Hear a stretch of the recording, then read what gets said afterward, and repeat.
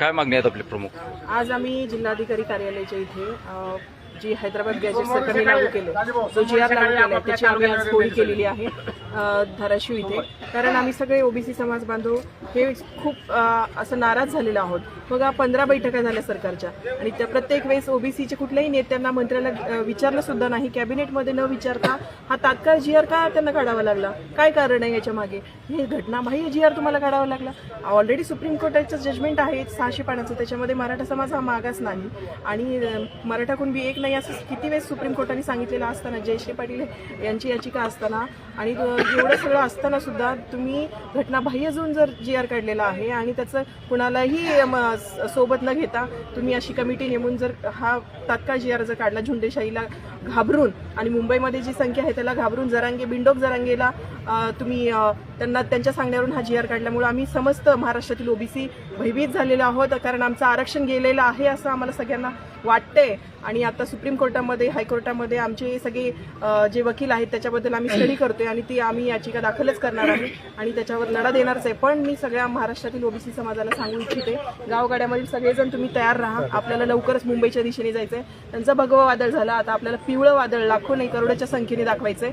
आणि हा धाराशिव जिल्ह्यातील जे आमदार ओमराजे निंबाळकर खासदार आणि कैलास पाटील आमदार आणि सगळ्यात भामटा आमदार आमचा हा प्रवीण स्वामी आणि त्यांच्यापेक्षा पण जास्त भामटे हे राणा पाटील ज्यांनी उपोषण सोडायला गेले होते, हे सगळेजण ओबीसीच्या मतावर आमदार खासदार झालेत.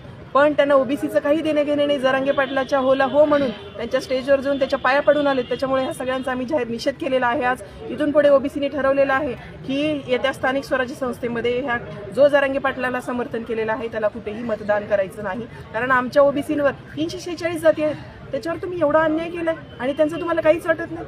आत्ता कुठे आमच्या मुली 10वी शिक्षण झालेलं नाथपंथी समाजामध्ये जे आहे तिथं गडचिरोलीमध्ये तिथं मुलगी 10वी शिकलेली आहे, अजून शिक्षण नाही, आम्हाला नोकऱ्या नाहीत, कसलंच काही नाही, प्रतिनिधित्व नाही. Aarakshan is equal to reservation is equal to representation. आमचा अजून ग्रामसेवक सुद्धा नाही, आमचा अजून सरपंच नाही, ZP मेंबर नाही. कुठंतरी आता एक एक पुढे यायला लागले. तुमच्या पोटात दुखायला लागले. तुम्हाला राजकीय आरक्षण कशाला हवंय?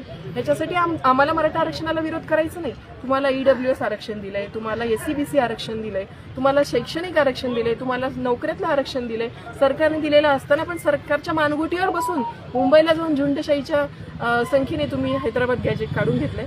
ते गॅजेट सरकारने रद्द नाही केलं. सरकारने जी उपसमिती नेमली ओबीसीची त्याच्या सुद्धा विरोधात आम्ही गेलेलो आहोत. कारण ती समिती आम्हाला मान्य नाही. जिथे भुजबळ साहेब नाही ती आम्हाला समिती मान्य नाही.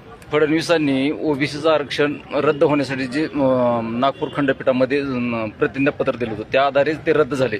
मग फडणवीस या ओबीसीच्या